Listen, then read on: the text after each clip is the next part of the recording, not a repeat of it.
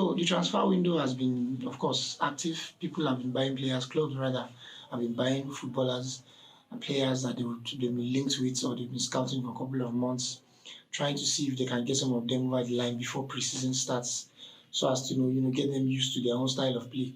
A good example is the way Arsenal are currently moving right now. They are buying players. It's a departure from the way they used to buy players before, or even last season when they waited till like the last 2-3 weeks of the window before they became active. Things say they're wise. They paid for it, of course, by losing I think their first 3 games in a row because they just weren't prepared squad wise.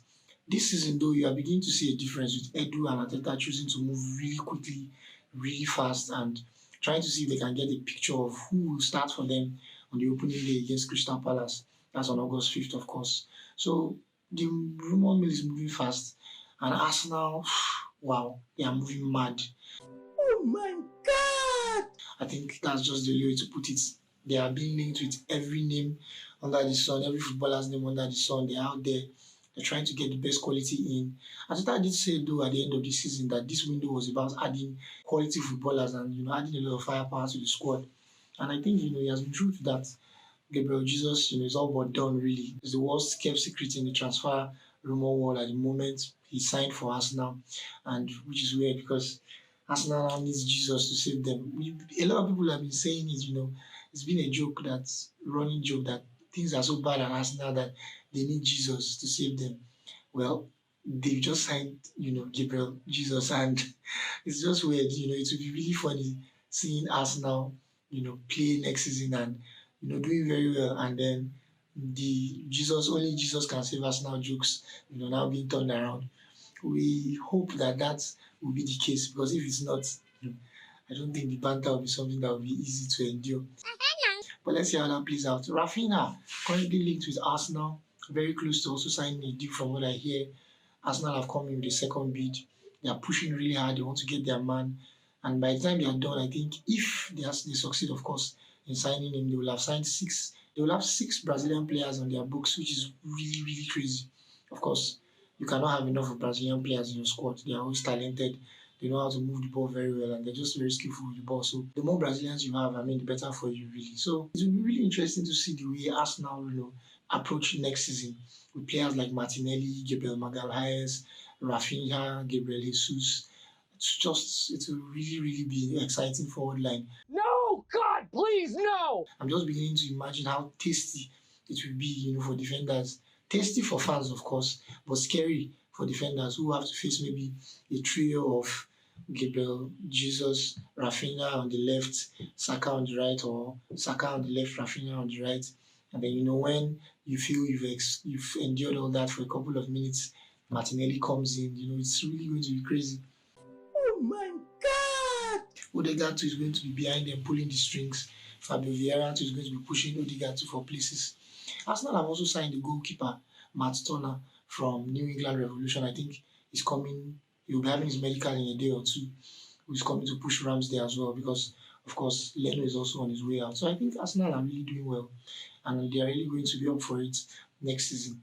They bring Yuri Tillemans and they manage to sign another striker, like maybe Victor Osimhen, or even Valtteri Ghost of Burnley will really push them because it will create another profile, that attacking profile of a big number 9 that can just bully defenders. You think they're wide? Whenever they are trying to play low block defense or trying to just pack the boss here. That's it for Arsenal, really. I think they are really going to do well, but it remains to be seen what they do with the remaining parts of the transfer window. Manchester United, on the other hand, are really having it rough, being unable to sign players. They're getting rejected.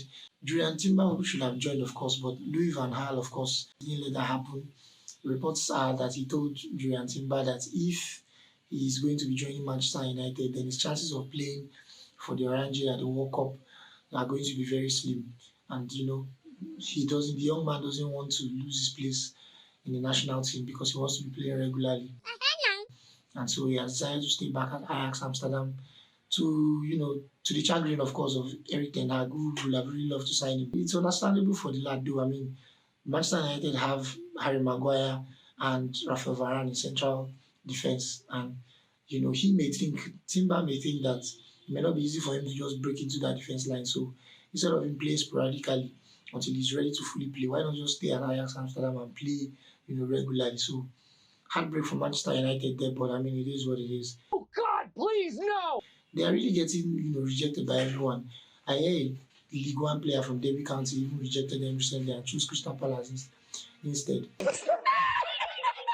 Make of that what you will. Really, nigga? I think the funniest one was Christian Eriksen actually turned down the chance to join Manchester United. I mean, it would have also been a nice addition for them, but he also turned down Manchester United. I mean, who could blame him? I mean, who would come back from the dead? You have a chance, a second chance, you get a second chance at life to play football and enjoy your life, and then you now come back and you choose Manchester United. Come on. Manchester United fans, I know you feel hard done by, I know you feel pained, but just what it is. Things are not just, things are not just like they used to be. Just lower your expectations, man. You're not a decent club anymore. This is not 1999. This is not the treble winning season. You guys have great pundits and all, influential people on TV, but that's just about it at the moment. Manchester United are not really football-wise attractive for footballers at the moment, and it's left to be seen. What they will do. Cristiano Ronaldo reports here and there that he's not happy with the way the transfer window activity has been going for Manchester United. Well, you cannot blame him, but you just have to give it to a Christian Eriksen, really. Nobody gets a second chance and then comes back and plays for Manchester United. It's crazy. I mean, that's like trying to reverse, at a roundabout. It's pointless, it's dumb. Nobody wants to join Manchester United with the way they are right now. Things are absolute shambles. Let's see. The transfer window is there's still about maybe 40 to 60 days, if I'm correct. So let's see. A lot can still happen between now and September 1st, of course. Manchester City look ready. They look ready. Hello. I think they're planning to sell a couple of players here and there. There are rumors that Bernardo Silva will join Barcelona. Still wondering where Barcelona want to find the funds to do that. But we believe them. They want to sign. It's not bad to have ambition. I mean, you could be broke, but you can have ambition, honestly. Nothing wrong with having ambition even if you're broke. Koundé, there are reports that Chelsea are backing for Koundé, and I think their favourites to now sign him. Remember I told you last episode that Barcelona were trying to snatch Koundé, from Chelsea, but from what I'm getting now is like Chelsea are back on it and they are going to get it over the line. Frankie de Jong for Barcelona as well, planning to sell him to Manchester United so they could raise, some money. Manchester City look like they are ready. I think they are really going to be up for it. You wanna G with the big boys? They have their attacking line sorted, their back line too is in place. I think they will just replace maybe Bernardo Silva if they sell him. Gabriel Jesus, of course, is joining us now. And there are rumors that Raheem Sterling will join Chelsea. Of course, we don't know how that will play out, but let's see, what happened. I heard one or two reports that he would have preferred to go back to Liverpool, but Chelsea are, front runners, so actually at the moment looking to sign him. Liverpool too look also set. There are reports that they don't plan to sign anyone again after Darwin Núñez. And I think Calvin Ramsey, they signed Calvin Ramsey from Aberdeen in Scottish League recently, and I think that's about it for them in the window, really. They were aiming for Aurelien Tchouameni one time, but he joined Real Madrid instead. Real Madrid, of course, looking much more stronger. Aurelien Tchouameni has joined them. Anthony Rudiger, of course. Anthony Rudiger also has joined Real Madrid. I mean, that's a very fearsome backline. They have Alaba, they have Eder Militao, they have Anthony Rudiger, Carvajal on the right, Froland Mendy on the left. They don't even look light, even though, a player like Marcelo, is off the books. So I think, I'll give it to them, to be the front runners for the La Liga also next season. Barcelona do look quite ready for me, I'm afraid, except, of course, they managed to get Lewandowski. Rumors here and there that they intend to sign Lewandowski. Bayern Munich, of course, are saying no, and they would like him to resume. He has a contract with them till next year, and they would like him to continue and honor his contract. You think they're wise? So we'll see how that plays out. Rudiger, of course, joining Real Madrid, says he's happy to play for them. Wearing the shirt makes him feel special. I mean, who doesn't? It's Real Madrid. It's reality, absolute reality of a football club. Everybody wants to play for Real Madrid. It's quite interesting, though, that when asked which is the one defender that I really, really liked in Real Madrid's history, he didn't mention Sergio Ramos or Fernando Hierro. He mentioned Pepe. Surprise, motherfucker. And I was telling because, Pepe, pretty much plays like, not just a footballer, but just like, he's like a leader of a cult gang, like. an armed bandit or stuff. And I think Rudiger plays like that too. So it takes one to know one, I guess. I guess they are comrades, and that's just what it is. You watch Pepe and he looked like a misfit many times. I mean, an absolute misfit. But he played very well in the squad. He performed, and Real Madrid fans fondly remember him for his performances. So far, that's all I have for you. Let's see what happens next week. Still early in the day for rumors, but I think there are still going to be some news that will be filtering in. I think before the end of the week, we should hear something. My prediction is that Manchester City will sign Neymar. Really, nigga? There are rumors that PSG no longer want Neymar around, and they've told him to look for another club.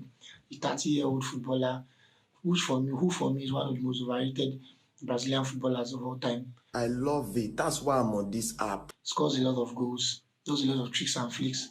Won the Champions League, of course, with Barcelona, alongside Suarez and Messi. So I don't think on the international stage or in the Champions League outside Barcelona, he's really performed. I wouldn't be surprised though if current de facto manager of PSG, which of course is Kylian Mbappe, is the one spearheading, the move to get him out. In the last 2 to 3 seasons, Mbappe has really been the flag bearer for PSG. He has really been, the marquee player. Neymar has pretty much not been, that. So I think that it's about time for him to go. He's 30 years old. He should come and test himself in the waters of the Premier League. How could I do such a mistake? Let's see if you can do it on a cold, Tuesday night at Nottingham Forest. It remains to be seen. So, well, guys, that's all I have for you today in the Objective Football Banter Show. Remember to like, share, comment, and of course subscribe to our channel to help it grow. It's your boy TTWWZY. I'm back with more transfer news, more transfer rumors. I will be analyzing Arsenal's squad setup next episode to see what you'll be looking at and the approaches they have for next season. So see you guys next time. Peace.